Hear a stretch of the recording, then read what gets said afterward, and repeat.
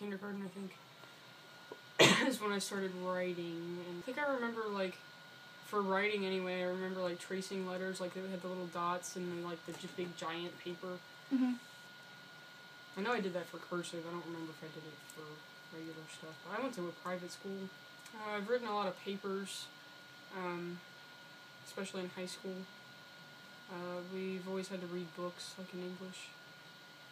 I remember 8th grade we read, like, Big Fish, To Kill a Mockingbird. The last couple books that I read for school were, like, nonfiction things because I was in AP language composition. I don't remember what it was called. It was a book about the first group of kids who, like, went into non-segregated schools. It was nonfiction. It was really long. But it was a good book for the most part. I wasn't in creative writing, but for my AP class, I tried to do stuff that, like, interested me, I guess. Because there was a couple things, like, we got to write about, we did, like, a review, so I wrote about one of my favorite bands, like, one of their albums. Some creative stories, like, in my beginning English classes. And I've, like, written recreationally, just, like, whatever came to mind.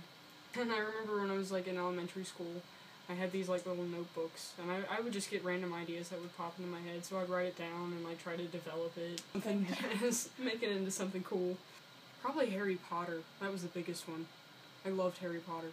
I actually I got the 3rd book for, like, my birthday or something, so I started on the 3rd book, but I was in 2nd grade. Probably, like, fiction stuff, like, making it up on your own. Like fantasy stuff, like Harry Potter, and, like, my aunt got me into, like, fairy stuff, and I'm reading a book about zombies right now, like, the apocalypse. Like, I've written, like, a pretty extensive, like, little novel thing, but it wasn't like it's, like, fantasy like Harry Potter, but it's not, like, witches and wizards kind of things. For some people, like, they do abbreviate a lot and, like, omit words that are kind of important. But, like, I try to avoid that, because I don't want it to affect other parts of what I have to do for school.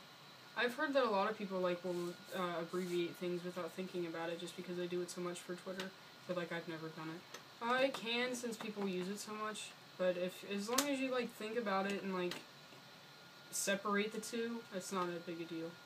People will say JK lols or whatever, like, in a conversation, because just people understand what it means now compared to, like, a few years ago. I think it is becoming socially acceptable. I mean, it can be just for academic purposes. You know how to separate it, I guess, like I said before, or, like, actually write it out and know what it means, besides just, like, LOL means that you're laughing. Like, I actually understand that it means laugh out loud, like, that kind of thing. And, like, how to spell the words and stuff like that's so important.